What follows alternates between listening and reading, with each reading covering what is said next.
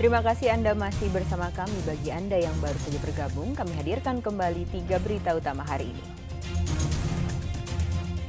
Petaka minuman keras oplosan di Kota Bandung kembali merenggut nyawa. 4 orang dilaporkan meninggal dunia, sedang 2 lainnya masih kritis. Mayat perempuan muda ditemukan terbungkus dan terikat kain di Sungai Cirebon. Diduga korban dibunuh oleh suaminya sendiri. Ketua Tim Pemenangan Daerah Jawa Barat nomor urut 2 Ridwan Kamil dilaporkan ke Bawaslu karena diduga melakukan kampanye terselubung pada acara jambore pemerintah desa di Tasikmalaya.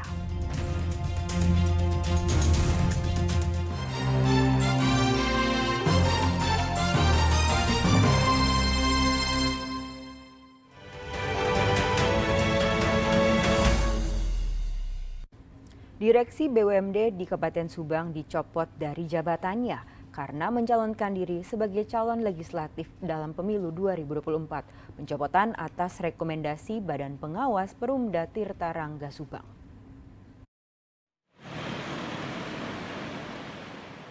Dewan Pengawas Perumda Tirta Rangga Subang atau PDAM Subang merekomendasikan untuk mencopot dengan tidak hormat Direktur Teknik PDAM Subang, Nindya Nazara.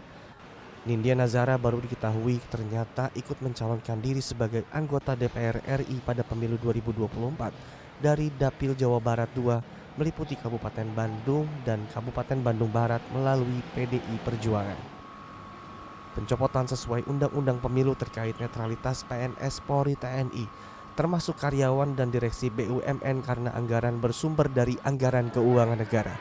Selanjutnya kami rekomendasikan kepada pimpinan dalam hal ini pemilik saham utama di BUMD Tirta Rangga ini, yakni Pak Bupati, untuk segera diberhentikan dari jabatannya sebagai Direktur Teknik PDAM Tirta Rangga bagi Bapak Nindya Nazara kalau tidak salah namanya.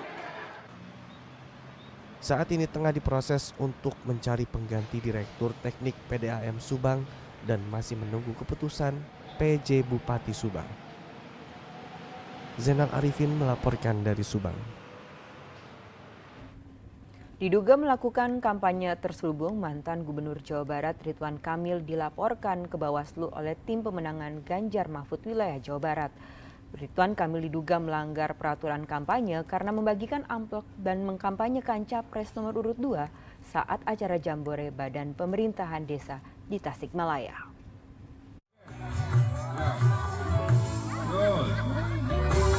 Video inilah yang membuat Ridwan Kamil dilaporkan oleh Badan Bantuan Hukum dan Advokasi Rakyat atau BBHAR PDIP Jawa Barat ke Bawaslu Jawa Barat. Tim Pemenangan Ganjar Mahfud menuduh Ridwan Kamil melakukan kampanye terselubung saat hadir di acara jambore Badan Pemerintahan Desa Kabupaten Tasikmalaya. Dalam video ini mantan Gubernur Jawa Barat terlihat membagikan amplop yang diduga berisi uang. BPD dalam kampanye itu kan tidak diperbolehkan. Nah, pada prinsipnya netralitas aparatur desa itu yang kita harapkan sehingga tercipta kampanye yang fair play. Nah, dari situ, dari laporan masyarakat tersebut, kita melapor ke Bawaslu, kita minta agar Bawaslu menindaklanjuti pelaporan kita. Atas laporan tersebut, Badan Pengawasan Pemilu atau Bawaslu Jawa Barat sedang mendalami adanya dugaan pelanggaran kampanye oleh Ridwan Kamil. Pihaknya sedang menelusuri kasus tersebut untuk memastikan adanya pelanggaran atau tidak.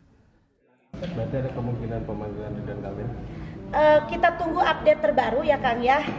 Kita perlu mendapatkan info yang lebih detail lagi dari teman-teman kabupaten kota dan kita pun akan melakukan supervisi langsung ke daerah Kabupaten Tasik. Bawaslu Jawa Barat dan Kabupaten Tasikmalaya akan berkoordinasi untuk memanggil jajaran panitia maupun BPD Kabupaten Tasikmalaya serta Ridwan Kamil untuk dimintai keterangan terkait adanya dugaan pelanggaran kampanye. Muhammad Rizal melaporkan dari Kota Bandung.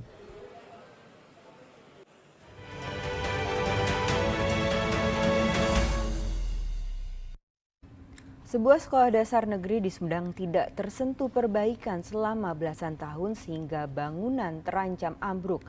Pihak sekolah terpaksa memindahkan proses belajar mengajar ke tenda darurat untuk menjaga keselamatan para siswa. Tak ada ruang kelas, tenda pun jadi. Itulah yang harus dilalui puluhan siswa SD Negeri Sudapati, Desa Pajagan, Kecamatan Cisitu, Sumedang.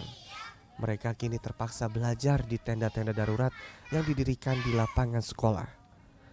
Belajar di tenda, di teras, tanpa kursi dan bangku menjadi pilihan terbaik para siswa karena kondisi bangunan sekolah membahayakan keselamatan mereka lantaran sewaktu-waktu bangunan bisa ambruk.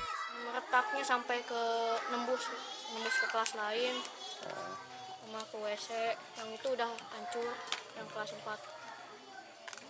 Kalau di dalam kelas khawatir nggak? Ya, khawatir. Khawatirnya kenapa? Takut aja tiba-tiba rubuh gitu. Bangunan sekolah ini sudah tidak tersentuh perbaikan sejak tahun 2006 lalu. Kini 4 dari 5 ruang kelas mengalami rusak berat, sehingga tidak bisa digunakan lagi. Dari atap, plafon hingga dinding, kondisinya nyaris ambruk. Dinas Pendidikan Sumedang memasukkan anggaran perbaikan tahun 2024 ini. Rehabnya DAK tahun 2006, jadi sudah sekitar 17 tahun tidak mendapat rehab, tidak mendapat perbaikan. Terus kemarin ada gempa, jadi pas masuk tanggal 8 kita cek ternyata ada retakan. Instansi terkait saat ini sedang menggeser anggaran untuk perbaikan bangunan sekolah. Dalam waktu dekat, bangunan sekolah dasar negeri Sudapati akan diperbaiki. Tim kami sudah melihat ke lapangan bagaimana keadaan dari SD Sudapati. Insya Allah kita sedang menggeser-geser anggaran, akan segera ditindaklanjuti tahun ini dan mudah-mudahan nanti para siswa bisa kembali bersekolah di kelasnya masing-masing. Saat ini SD Negeri Sudapati memiliki 68 siswa. Dinas Pendidikan akan mencari alternatif tempat yang lebih aman agar siswa belajar lebih tenang. Agun Gunawan melaporkan dari Sumedang.